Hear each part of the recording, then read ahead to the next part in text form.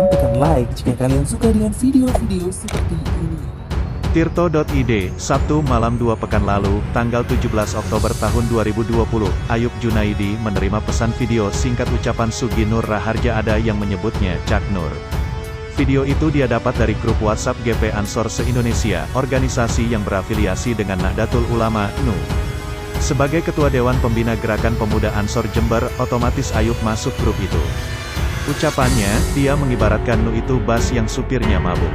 Isinya bas liberal, PKI, dan serangkaian ucapan itu, kata Ayub saat dihubungi wartawan Tirto, Senin, tanggal 26 Oktober tahun 2020 pagi. Awalnya ia tak percaya dan berusaha mencari video utuhnya. Ayub mendapatkannya di akun YouTube milik Refly Harun, deklarator Koalisi Aksi Menyelamatkan Indonesia, KAMI, sebuah kelompok yang terdiri dari individu-individu yang terkenal sebagai oposisi pemerintah. Video lengkap terdiri dari 3 bagian, bisa dilihat di sini, dan di sini. Ia lantas menyimpulkan pernyataan tersebut sudah membuat fitnah dan ujaran kebencian terhadap NU. 2 hari kemudian, Senin tanggal 19 Oktober, Ayub melaporkan Sugi Nur ke kepolisian. Sugi Nur dituding melanggar UU Informasi dan Transaksi Elektronik (IT), regulasi yang terdiri dari banyak pasal karet. Sehari kemudian Ayub bertemu secara virtual dengan Sugi Nur di salah satu acara Kompas TV. Di sana Ayub mempertanyakan tudingan-tudingan Sugi Nur.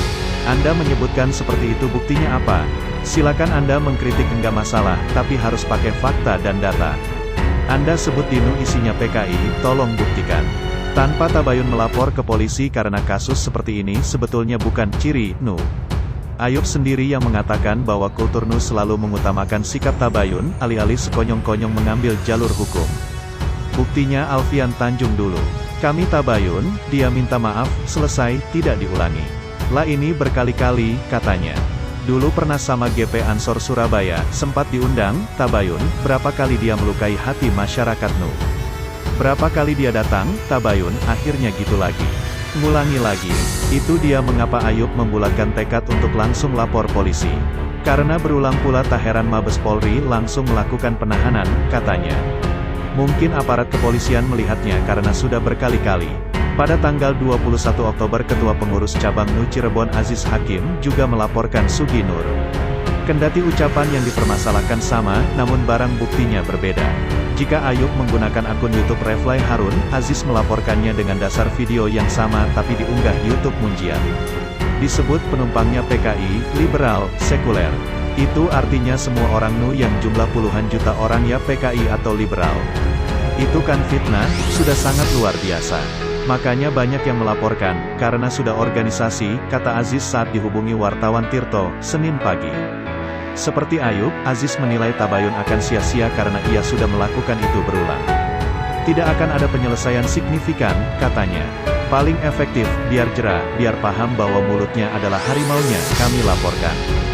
Menurutnya lapor polisi lebih baik dan bagian dari upaya damai. Daripada dibiarkan dan warga NU marah, main hakim sendiri. Lebih berbahaya. Sehari kemudian, tanggal 22 Oktober salah seorang kader NU asal Banyumas bernama Lutfiati Anissa juga melakukan yang sama. Saya amat tersinggung, Kiai Said dan Gus Yakut yang sangat dihormati dihina. Saya tidak rela, kata dia di Mapolres Banyumas, Jawa Tengah, Kamis, tanggal 22 Oktober tahun 2020. Meminta penangguhan surat perintah penangkapan nomor SP/Kap 176/2020 di Tipit Siber menjadi dasar membawa Sugi Nur dari rumahnya di Kecamatan Pakis, Kabupaten Malang, Jawa Timur, ke Bareskrim Polri pada Sabtu, tanggal 24 Oktober tahun 2020, tengah malam. Surat itu menyebutkan tuduhan tersebut diduga dilakukan oleh pemilik, pengguna, penguasa, pengelola akun YouTube Munjiat Channel dan atau Sugi Nur Raharja. Dia dijerat pasal 45 ayat 2, junto pasal 28 ayat 2, dan atau pasal 45 ayat 3, junto pasal 27 ayat 3, Undang-Undang Nomor 19 Tahun 2016 tentang IT dan atau pasal 156 KUHP dan atau pasal 310 KUHP dan atau pasal 311 KUHP dan atau pasal 207 KUHP. Tuduhannya menyebarkan informasi yang ditujukan untuk menimbulkan kebencian atau permusuhan individu dan atau kelompok tertentu berdasarkan sara, dan atau membuat tulisan atau gambar untuk ditempatkan, ditempelkan, atau disebarluaskan di tempat umum, dan atau menyatakan permusuhan, kebencian dan atau pencemaran nama baik dan atau penghinaan terhadap penguasa atau badan umum yang ada di Indonesia. Kuasa hukum Sugi Nur, Chandra Purna Irawan, menyatakan ada kesalahan prosedur saat penangkapan kliennya. Gus Nur ditangkap tanpa proses pemeriksaan awal, diambil keterangan setelah ditangkap dan dibawa ke Mabes Polri, ujar dia ketika dihubungi reporter Tirto, Senin. Menurutnya penangkapan hanya dapat dilakukan jika tersangka tidak hadir tanpa alasan yang patut setelah dipanggil 2 kali berturut-turut oleh penyidik. Pada tanggal 25 Oktober sekira pukul 0, Sugi Nur rampung dimintai keterangan dan kemudian ditahan selama 20 hari di Rutan Bareskrim Polri. Ia juga bilang kliennya ditangkap ketika belum tahu statusnya adalah tersangka. Selain itu, ia juga menyayangkan mengapa langsung ada pelaporan atas tuduhan pencemaran nama baik dan ujaran kebencian.